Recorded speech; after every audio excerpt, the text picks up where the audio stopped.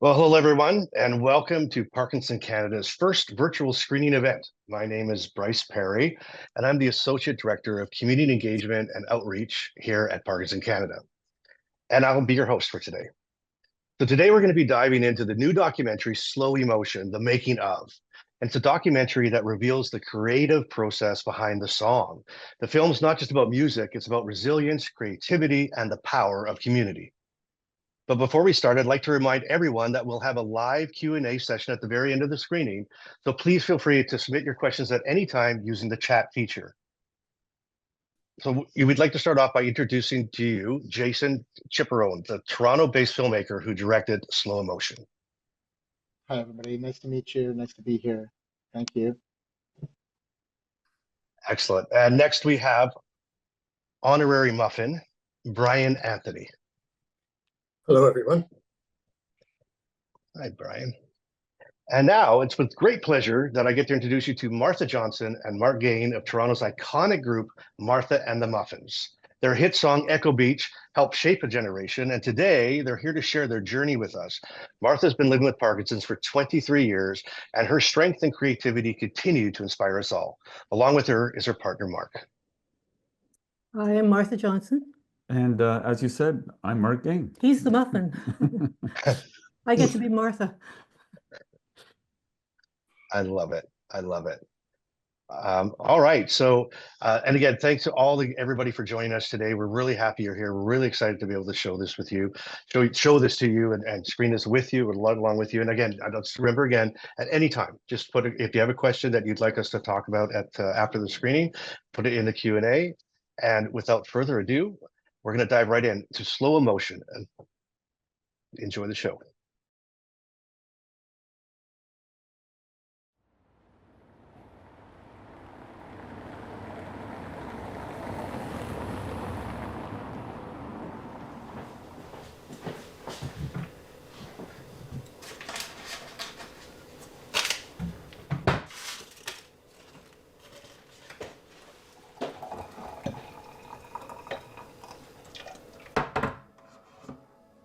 Hi, I'm Martha Johnson. I am a singer-songwriter, mostly known for my work in Martha and the Muffins, a lovely name for a band. We didn't look back or too far ahead. Most of my friends were really into music. I followed bands from England, and a friend of mine who I'd been in a band with asked me if I wanted to join. There were three of us. There was Mark and him and me, and that was the beginning.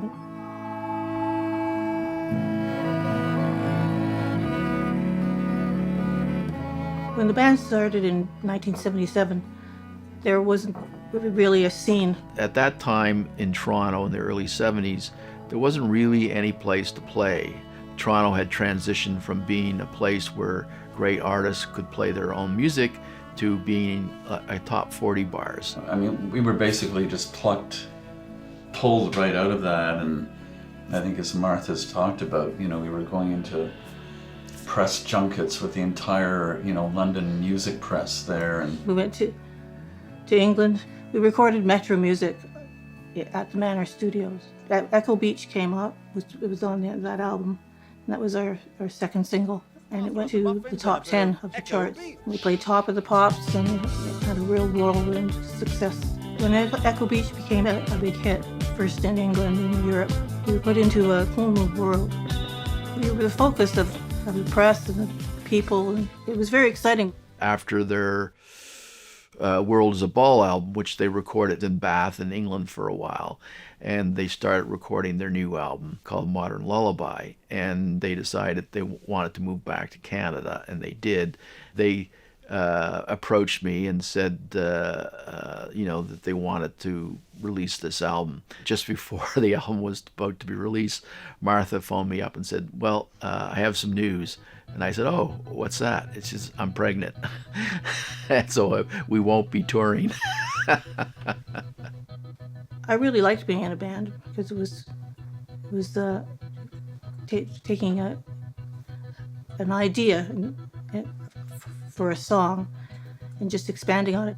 But it was great meeting new fans. After the show, some of the fans would come to talk to us. They were all thrilled to meet us.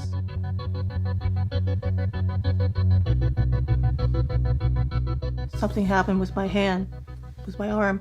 When I reached for my water beside my bed, my arm would make this strange sort of wave to go to pick up the water.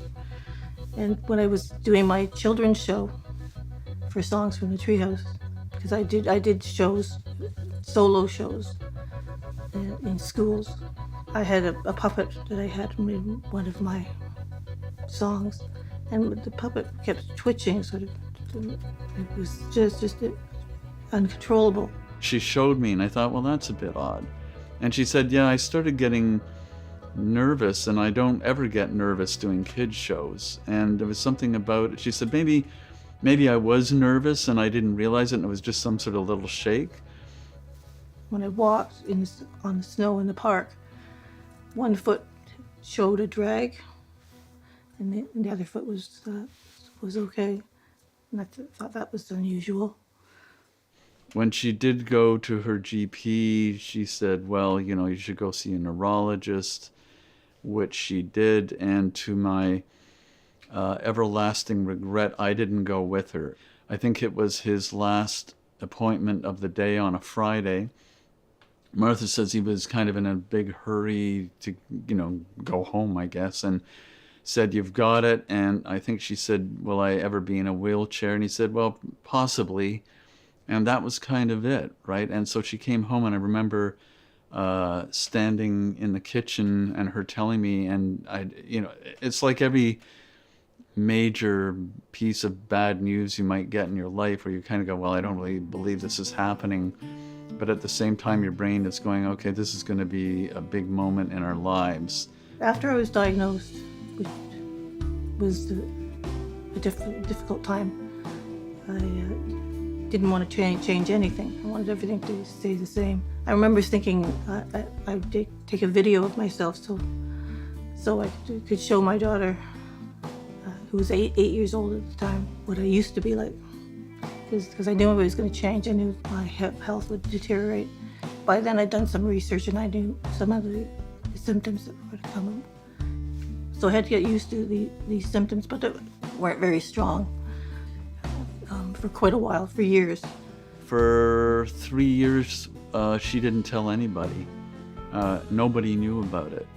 And I've heard that's quite typical with people that are diagnosed with PD. They go, I don't want anyone to know about this. And I think part of it is that you're probably just dealing with it yourself, right? You're trying to come to terms with it.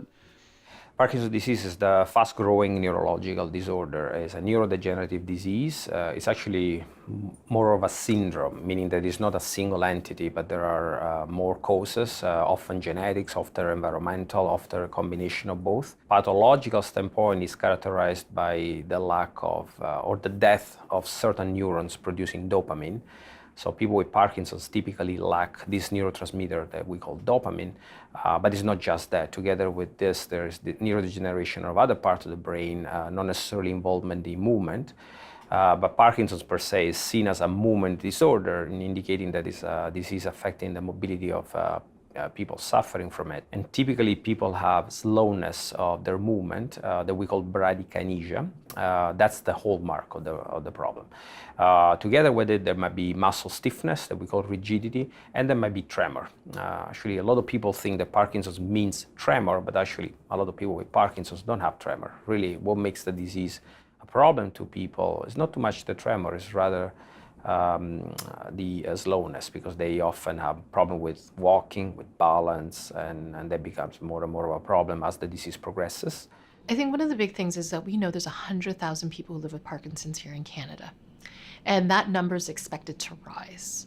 We do know there's not enough services, there's not enough doctors to care for people living with Parkinson's. At the same time, the resources that are so important for them. So we think about singing, speech therapy, physical therapy. How do we know that they are getting that right support to have the best quality of life?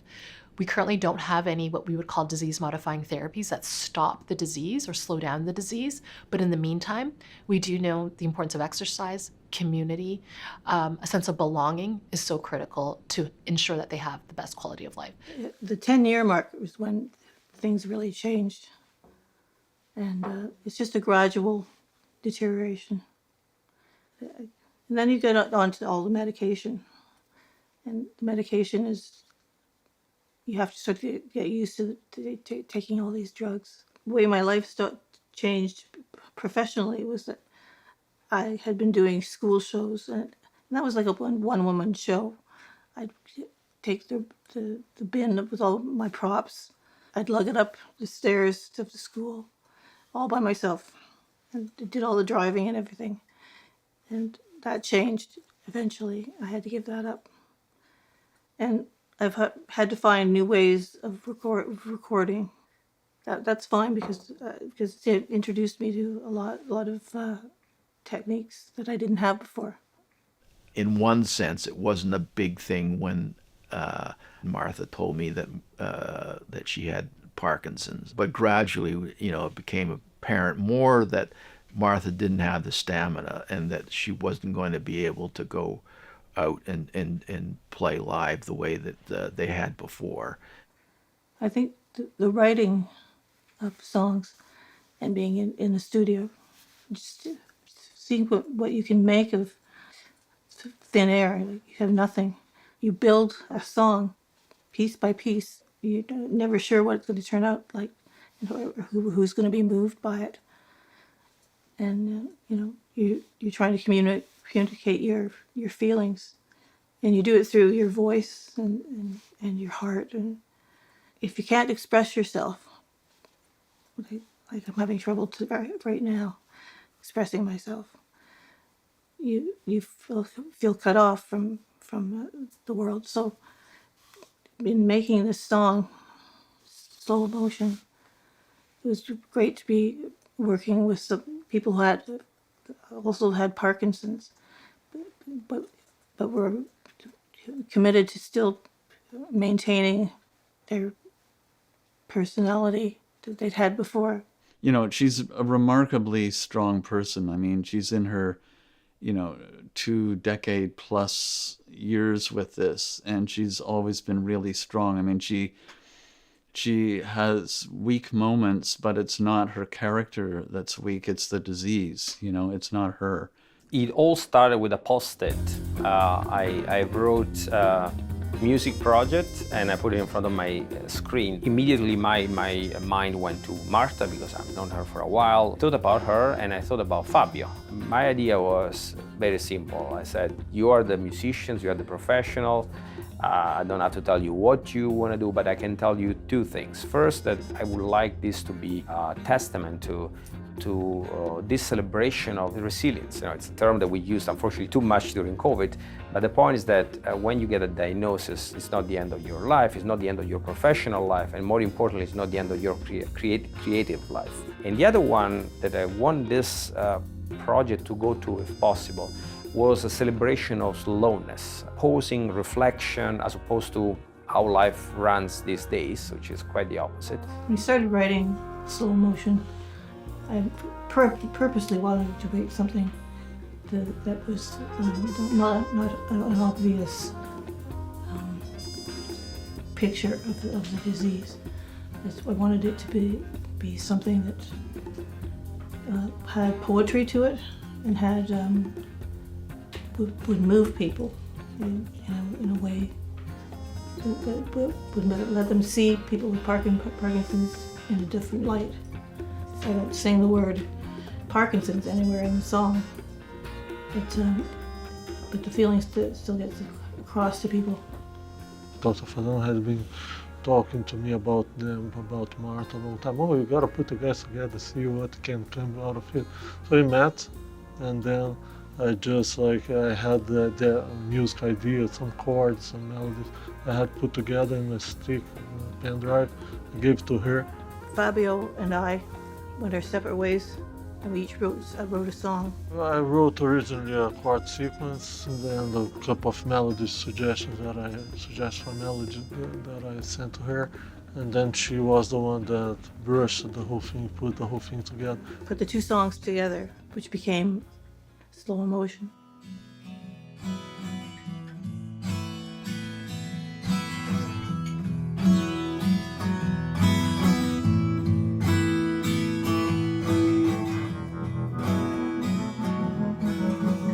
I'm moving in slow motion now. Recording music is difficult, all right? That's just a fact. Coming into a studio or even on a stage, playing live, playing well is difficult. It requires, practice and focus and clarity, and your physical body needs to be in control and all of those things. And then when you add to it the studio environment, which is like a super microscopic look at what you're doing, it magnifies all those needs. They become even greater.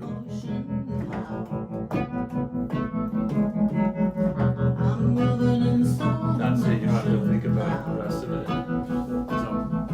Okay. I wanted to create a song that wasn't cliche.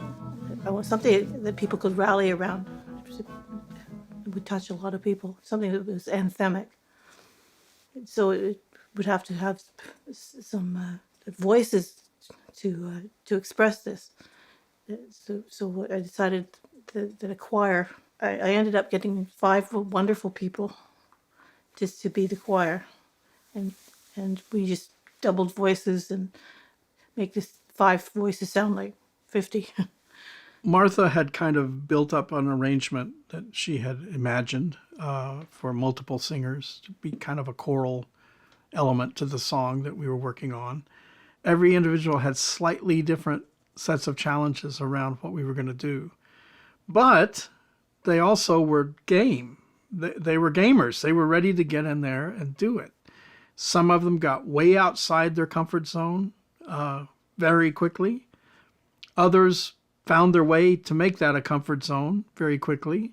And a couple of them, I think, grew enormously in the process. Well, that was quite an experience, because there were 5 of us arrayed in a sort of a semicircle in front of two mics. We had these layers and layers and layers of sound. It was fascinating. As I mentioned, it sounded like a huge choir when in fact there were only 5 of us. There was a sense of excitement, a sense of passion that became evident.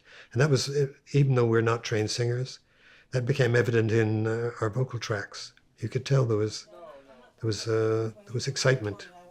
When you're diagnosed with Parkinson's, you have to accept that your life is going to change. So you just have to tailor your cloth to suit the situation. The idea is to build a big choir with just 5 voices. La la la la la la la la la la la la la la la. Woo! La la la la la la la la la la la la la la la. I'm moving in slow motion now.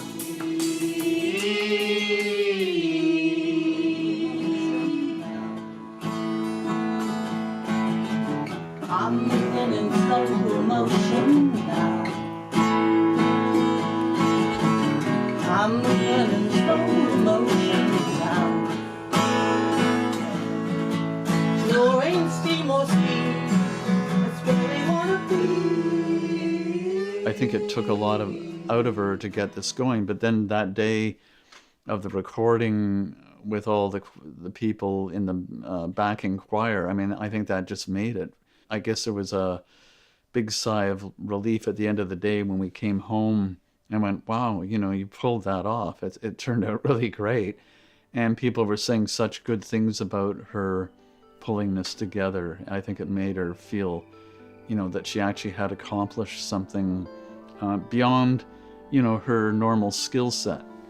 I don't think they cut us any slack, which is good, because that means you've got to live up to a certain level of expectation. And I never felt that we were being given a break. And I think that my colleagues, my fellow backup vocalists would probably feel the same way. And that's good to know. You don't feel patronized because you've got Parkinson's. And I think Martha and the Muffins is a primary example of somebody who 22, 23 years into having been diagnosed with Parkinson's is still active in her field. And the lesson that we take away from all of this, all of us who are involved in this project, is that yes, having Parkinson's will change your life and will go on changing your life. But that doesn't mean that you can't live a rich and rewarding and fulfilling life nonetheless. Slow emotion is an interesting pair of words. And let's just leave it at that. I mean, I think there's a certain kind of joy that you hear in the background vocal parts that was, first of all, it was unexpected to me, and second of all, it was fantastic. They're just singing la la la, but listen to how engaged. Maybe it's just me, but I just hear joy in that. I hear joy in that. I think as the studio experience for some of the people involved was uplifting. It was a new door opening. They accomplished something that they didn't realize they could do. And that's always good for anybody, but especially people with Parkinson's, because you're losing so many things. It's nice to gain a skill or to be able to say, I did this thing. I feel quite lucky to be able to do what I love to do. I mean, most of what the things that I do now musically are very satisfying. It's a part of who I am, part of an integral part of my life. I hold on to that, and I not only do it, I think I do it quite well. We just keep making music with other people, and we have ideas for new songs. One thing is knowing the disease, one thing is living with the disease. And what's important to me might not be necessarily important to someone living with it. So this is already happening, and it's refreshing to see all this partnership that is flourishing more and more year by year. And at the end of the day, what we're doing with this song is also indicating that. And I'm pleased that I had a role, marginal, in initiating it, and also a role as a musician in the recording. You know, we hear about people who are diagnosed with Parkinson's, and we automatically think about losing. We think about tremors. We think about people's inability to do things. But what Martha and company have demonstrated is the potential that comes from, even with a diagnosis, things are still possible. This is really a story of bringing that community together, demonstrating the possibilities, and it is still possible to thrive. If there was one thing that you could tell yourself the day that you were diagnosed with Parkinson's, what would it be? I would tell myself, you're still going to be yourself. You're still the essence of Martha Johnson will still be there, because the essence of who you are is inside you.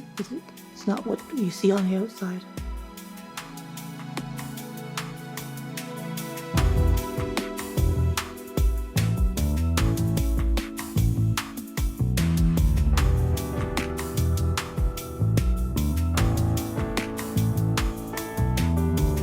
I'm waiting for the sun to rise, so I can see that look in your eyes.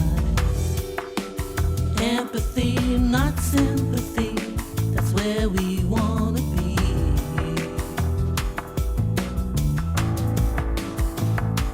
Take it slow, and then you'll know how to be kind, how to free your mind. That's where we wanna be. I'm living in slow emotion now.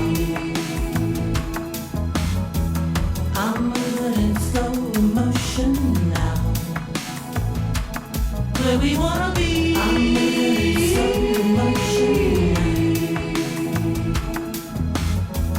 I'm living in slow emotion now.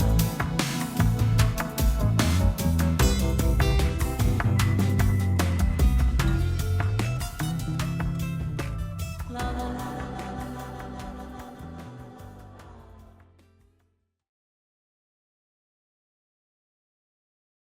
Wow, wow, wow. What an inspiring film. I hope you all enjoyed it as much as I did. And I'm so excited now to get into our Q&A session, and which to me I've been waiting for. I love the film, but I really would love to, can't wait to dig into this. So please join me again in welcoming Martha Johnson, Mark Gane, Brian Anthony, and Jason Chiperone. Hello. Martha, how are you?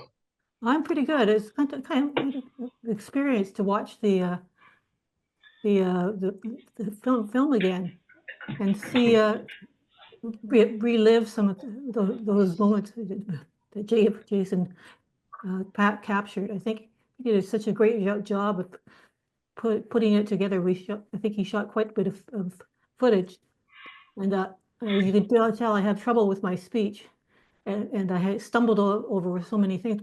But he got so many um, poignant moments and emotional moments and important things were said. It was like a puzzle for him, I'm sure.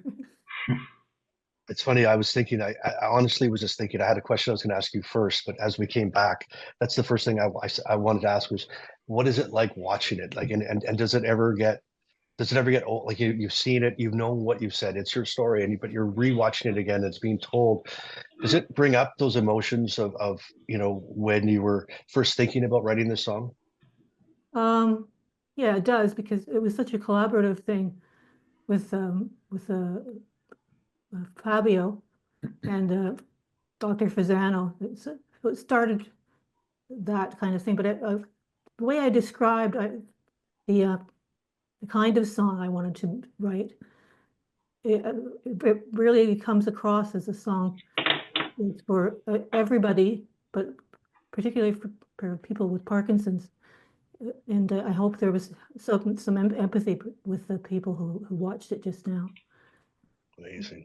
How does it? So how does it reflect your journey with Parkinson's? Like the song, how does that? How's your journey with Parkinson's reflected in the song? Well, I think it's a thing. It's a disease that changes day to day. You're never quite sure what you're going to be dealing with. So my journey's been up and down for sure. I started out with not many symptoms at all, and they gradually ate their way into my brain, I guess. And Yeah. so now that I'm 23 years into this, it's a challenge, but I keep discovering new things to explore, and I think you have to keep yourself on your toes. Can't fall back. That's so inspiring. It really is. It really is. Mark, what is the song? What does the song mean to you? Well, I always thought of it when I read Martha's lyrics that it was kind of an interior monologue. That in a sense, it was like looking for a place of solace and peace uh, beyond the kind of tumultuousness of the disease itself. That it was almost like when you're in the center of a hurricane, this song is about being in the eye. You've got Parkinson's, which is whirling around you, but here's a song that takes you into your interior sense and a place of calmness. And like a lot of Martha's lyrics, they're very subtle, but they're very intelligent. And as she said, I think she didn't want to mention Parkinson's, and she didn't want to write one of those We can make it through. yeah, we're going to make it through the night kind of song. The anthem that we're all going to, yeah. Show you the Corey Hart thing. Yeah, you're not going to do that. But Yeah. I think in a way it was very reflective of you. But it's interesting that the response we've had from people with PD, there's been a lot of resonance with those listeners. Absolutely, absolutely. It's beautiful. It's an inspiring song. And it's very beautiful. Thank you both for that. And what, Jason, maybe we'll bring Jason into the conversation. So, before you made this document, sort of filming this documentary, did you know Martha prior to this, or did you know much about her? Yeah, well, I mean, Martha and Martha and the Muffins are like Canadian royalty, so it's hard not to know who they are. But I did have the pleasure of knowing them prior, albeit a little bit more casually than we do today. But we have known each other for quite a few years. I come from the music scene as well. I played professionally for about 12 years as a drummer. And so my band's manager at some points was also Mark and Martha's manager, who's Graham, who we saw in the film there. And, I think my first real introduction to Martha and Mark was they were putting on a show, and they were having acts from all around the city perform covers of theirs live. So I had the privilege of, with my band at the time, playing a cover of one of their songs, and it was phenomenal, actually. I mean, the thing is, just a side note on that, the song that we played was one of my favorite songs to drum to ever. And I remember when we played it live, after we came off the stage, Mark came up to me and said that he's like, that was just right up there with, the guy who we had on the album. And I just, I was beaming after that. It made me feel fantastic. Wow. So, so we do go a little bit further back, but I never really had those opportunities and moments to talk about Parkinson's and really how it affected or changed Martha and Mark's lives as people, but also as musicians. So, being a musician and a little bit older now, I can see,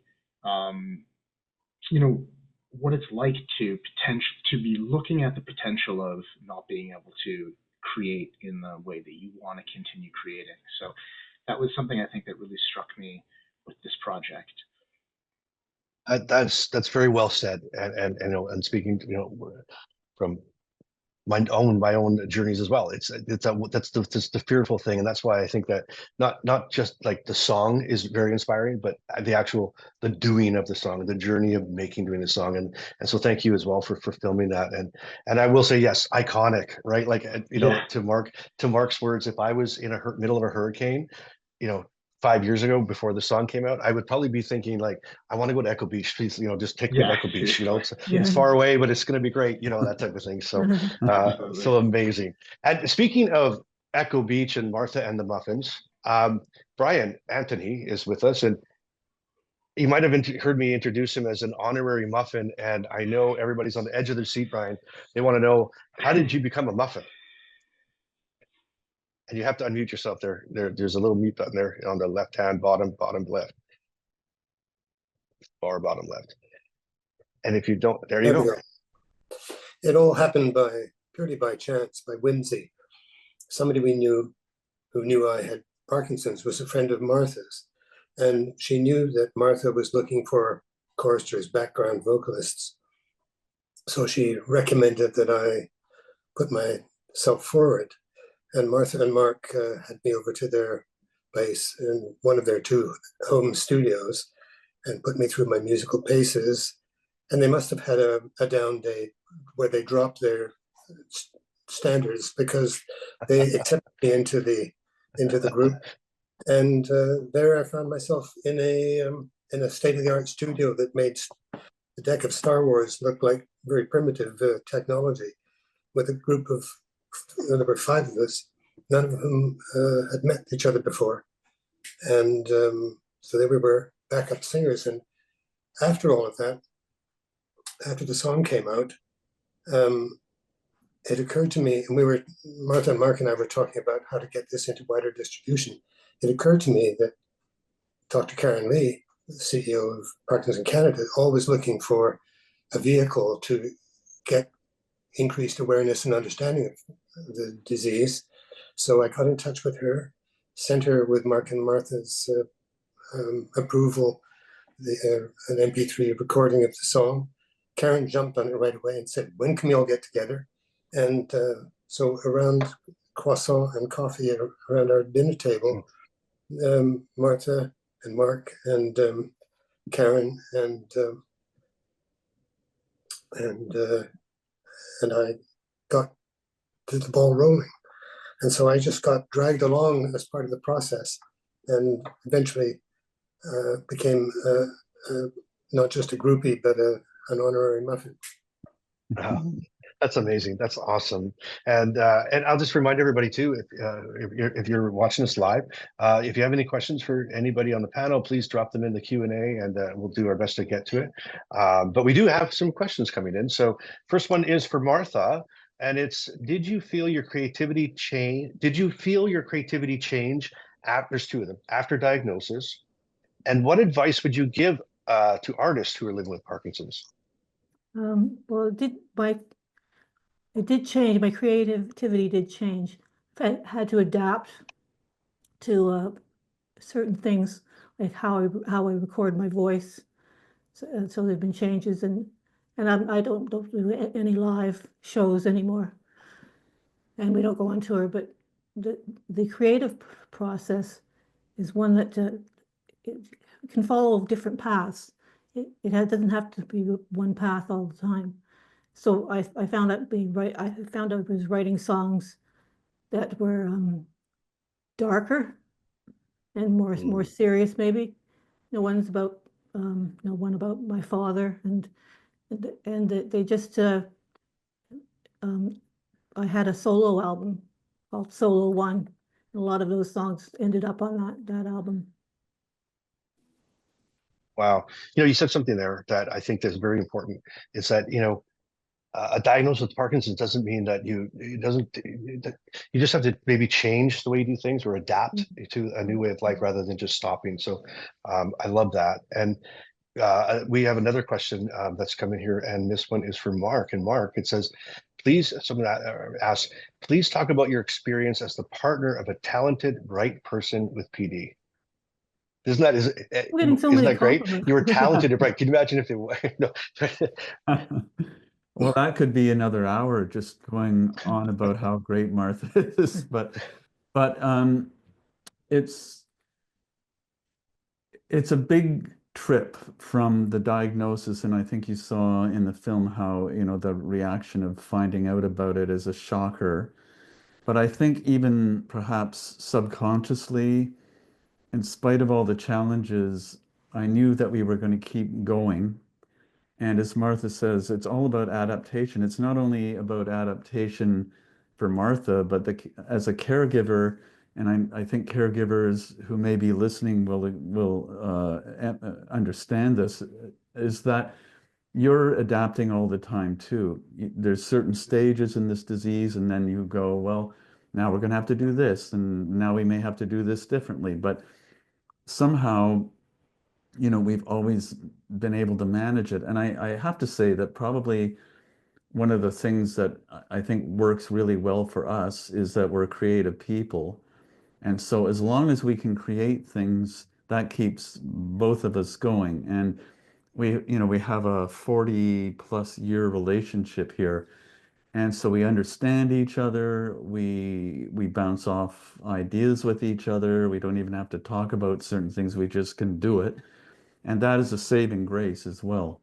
Except for vocals. When I do my vocals, Yeah. I do them all by myself, because Mark and I used to fight all the time. Yeah, we used to get into horrific fights because I'd be bullying her. He told me, do it this way. Yeah, you got to do it this way. And thankfully, instead of breaking up, we decided that when Martha does her vocals, I take off. Yeah. And I do them by myself. she does them by herself, and with go. much better results than me haranguing her. So you adapt. So you not only adapt to Parkinson's, you adapt in the marriage as well, and make sure you have a good balance. Yeah. That definitely keeps everybody happy. Martha, you said something that really caught my attention in that documentary, and you said something about being cut off from the world. And when you're cut off from the world, and that just is ringing in my ears. And I guess the question is, did you feel cut off from the world? And what would you say to somebody who may be watching this right now and is feeling cut off from the world after a diagnosis? Well, you're very self-conscious about having the disease. I remember a neighbor across the street saying to me, is something wrong? And this is in the early days, of the disease. But you do feel cut off because if you're hiding the disease. I would recommend not doing what I did.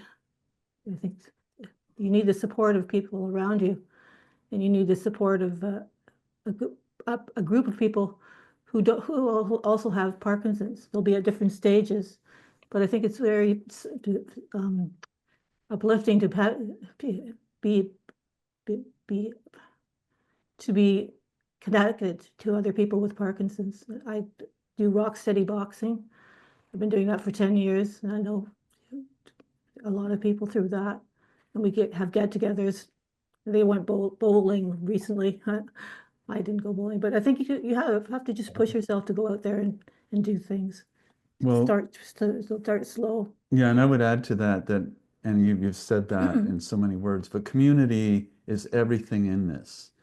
And I would say, and I know Martha would agree with this, we have met some of the finest people we've ever known because of PD, you know, and I know Michael J. Fox has said similar things, that there's people we would have never met that are phenomenal. And, you know, Brian's like putting himself down about his vocal skills and stuff, but he was such a catalyst in introducing us to Dr. Karen Bell and Scott Townsend, and so that made this whole thing, it pushed it in another direction, and so it's quite wonderful, you know, but so for anybody who does feel cut off, you know, I would say explore the options, and there are people out there that are willing to become a part of your world if you let them in.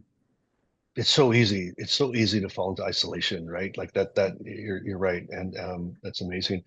I do have a serious question for Martha that's come in, but just on a really selfish note, what if Brian wasn't good? Like, what if Brian showed up and he just could, like, what was her strategy or plan for that? Well, Auto-tune. Auto-tune, yeah. yeah. Distortion, auto-tune, reverb. I'm just, Brian, you know I'm teasing you. We came to the musicians on the song. Some people weren't ready really to be doing a part. You know, singing is one thing. You sing in the choir as long as you're on key and give it your heart, and you know, that's fine. But we got so much more from everybody. Yeah, there were a couple of people as musicians that just we couldn't, it wasn't going to work. But with as Martha says, with the chorus, I mean, there were varying degrees of ability, and Brian was right up there, you know, in the top 10 there. But they all have such great personalities too. It's like having a band. You want to, when you go on tour, you want to have a band that is very interesting to talk to, and you know, with common interests. And are happy, and as Ray Dillard said in the film, the mood in that room when we recorded the chorus was fantastic. Everybody just brought everything to it, and you know, so there's that aspect. It just pushes everything forward, and you can feel that. You can feel that, and you can feel the camaraderie. You can feel the pride. You can feel the pride as people are coming together, and you can feel the excitement of wanting to just be a part of it, and which is wonderful. And we do have a couple more questions have come in. So Martha, where do you find the strength day to day? What keeps you going? It's kind of a hard one because I don't find the strength every day. I mean, some of the things that keep me going are my grandchildren. I have 2 granddaughters now. We have 2 granddaughters now. Yeah, I'm part of that. And we have a place out of town. We go to see my daughter, our daughter's family. So that's always uplifting. And I think it's the writing. I know how I haven't lost the ability to write a good pop song, and I still try. And I think of things. The other day I said, I want to get Paul McCartney to write a song with me, and I've always wanted to do that. And I've got a song that I think he'd like. So So Paul, if you're watching. Yeah, if you're watching. Yeah, if anybody knows his phone number, please let us know. um, well, you guys are popular, Mark and Martha. So another question. So, and either one of you can take this, but what do you feel was your biggest obstacle to overcome to get this project realized? Like, what was the biggest thing you had to overcome to make this a reality? This song. I think I would just the organization of it all, and being the one who was sort of the leader. I arranged the studio, and you know, Fabio and I worked on the song. I did the lyrics were mostly mine. Mark helped as well with the lyrics, and it was just such a responsibility. But you took it on, which was quite amazing because that's not necessarily in your wheelhouse as a skill set. You know, normally we would be relying on a producer or a record company, at least in the old days, but you took all that on.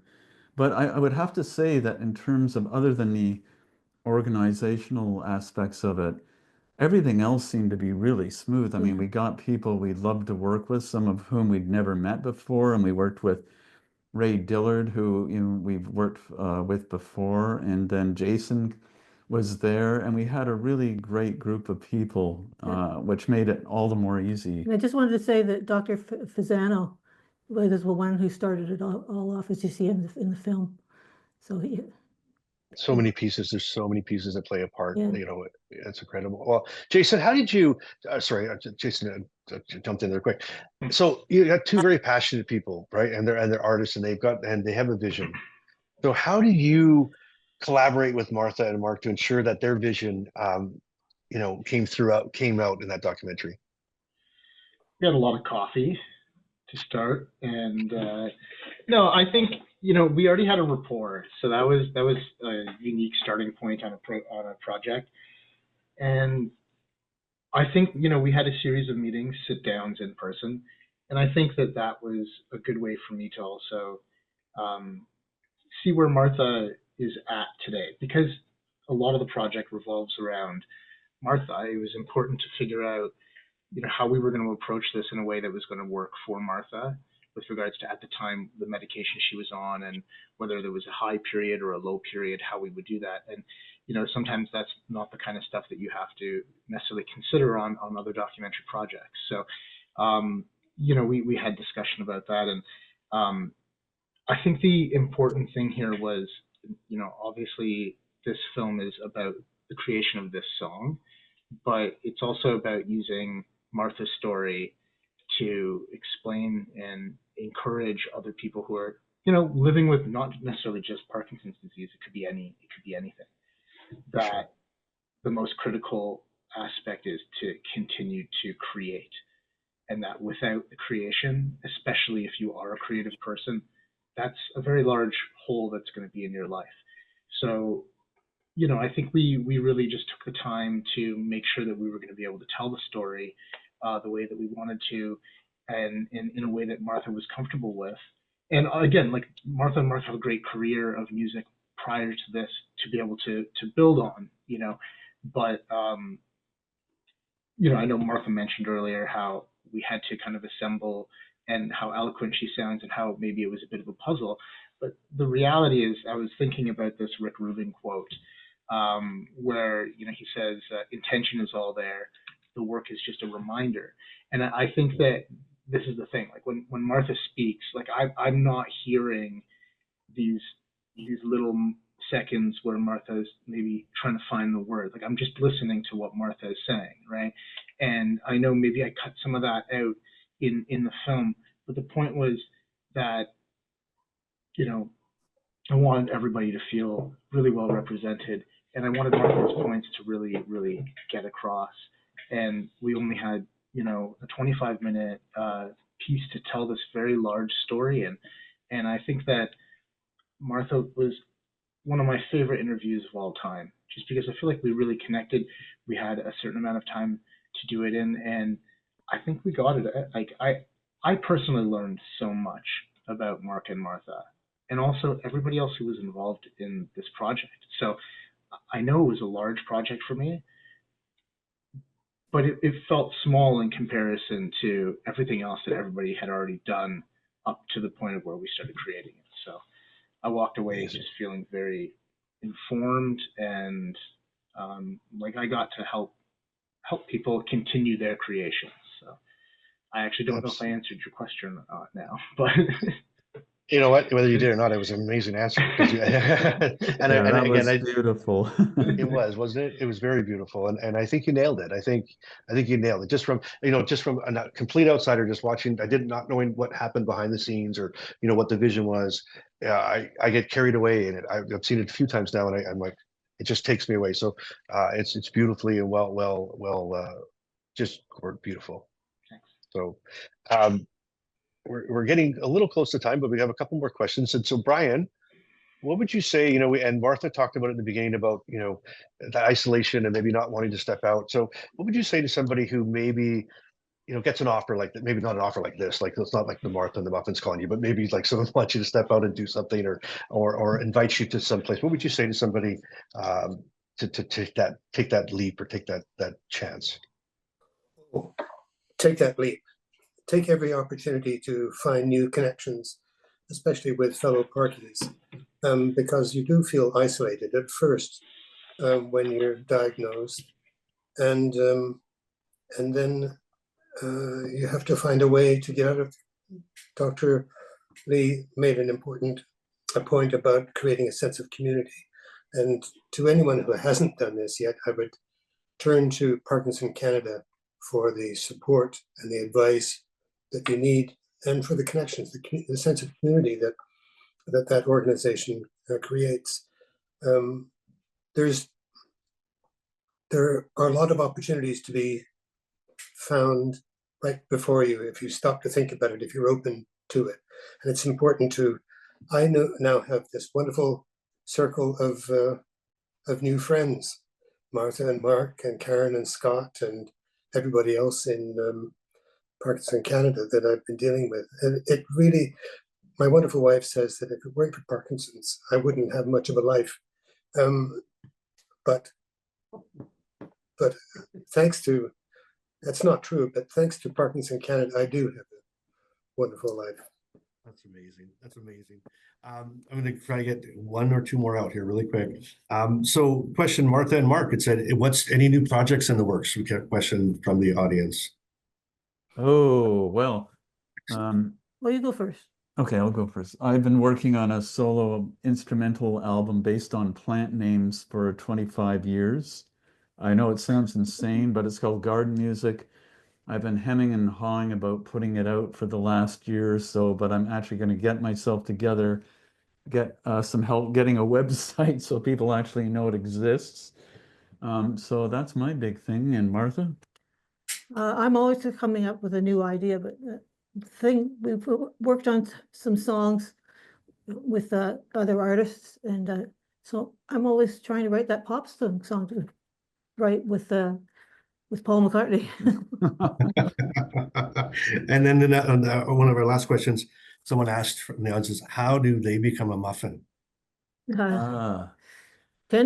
Yeah. We were joking about this when we were just before the webinar started, and yeah, we were thinking of different levels. Cash is good, so maybe the beginner level, you can become an honorary muffin for $10, and then there's tiers upwards, but we haven't figured that out yet. Subscriptions. Yeah, I think that's very contemporary of you. Well, I have something exciting now. I have the distinct pleasure of welcoming in beside me the president or CEO of Parkinson Canada, Ms. Karen Lee, and I'm going to kind of just we're kind of running off on the clip there. Kind of being There you are.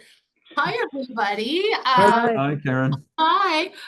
This was such a wonderful webinar. I'm so glad that we were able to stream this wonderful documentary. I've had the distinct pleasure of interacting with all of you, and really want to thank you all for sharing your very personal stories of being involved. But most importantly, I think it's that everything is still possible with Parkinson's. And I think this is really what you have all demonstrated, and this documentary really showcases that.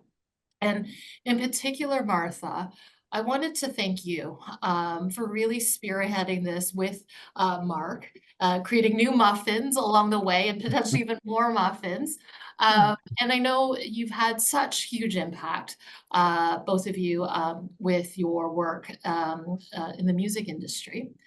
But I am so honored to be able to share with you that this year, Parkinson Canada was asked to nominate members of our community who have made an impact locally, provincially, or nationally.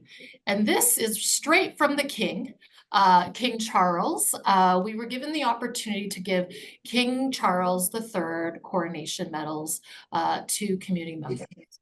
And I am so excited to present you, Martha, with King Charles. I have it here, so we'll have to give it to you in person.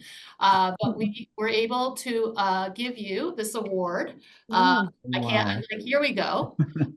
A King Charles coronation medal for the work that you have done in particular since your diagnosis of Parkinson's. As I think we heard here, many could, and I see some of the comments, not get involved, hide away, because it could mean different things for, different people externally, internally, but you decide not to shy away with that and have really brought a community together.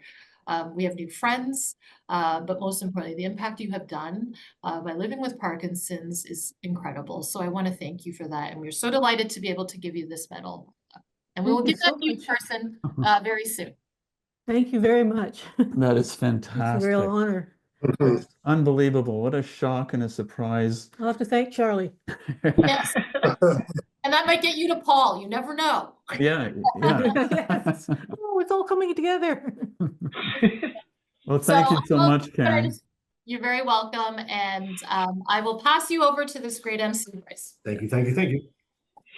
Well, there you go. Wow. That's great. How about that? Not Paul McCartney, but the King. Well, first, that is mind-blowing. And then the King. So congratulations. Thank you. Thank you. Completely unexpected. Well, it was well deserved. So, boy, this hour has flown by. Yes. It's flown by. I have so many more questions, but we're going to leave it there today. And I want to thank all of you, Jason and Martha, Mark and Brian, for sharing with us today, and for providing us a vehicle and a great opportunity to shed some light about Parkinson's and also encourage and inspire people with Parkinson's. So with that, before we wrap up, actually, how about that? Before we wrap up, I just want to thank everybody who's watching for their continued support of Parkinson Canada. I want to encourage you to visit our website at parkinson.ca and check out the resources and everything that we have available, and even maybe CareFinder, where you can maybe find some programs and services in your area. And your support makes a huge difference in the lives of those affected by Parkinson's. And if you have any additional questions about this or anything else that we're doing around here, you can actually email us at communications@parkinson.ca. So with that, I want to thank you all again for joining us. Thank everybody else for joining us today. And I hope that everybody has a wonderful rest of their day. Thank you so much. What a great afternoon. Good job. Fantastic. Thanks, everybody. Bye now.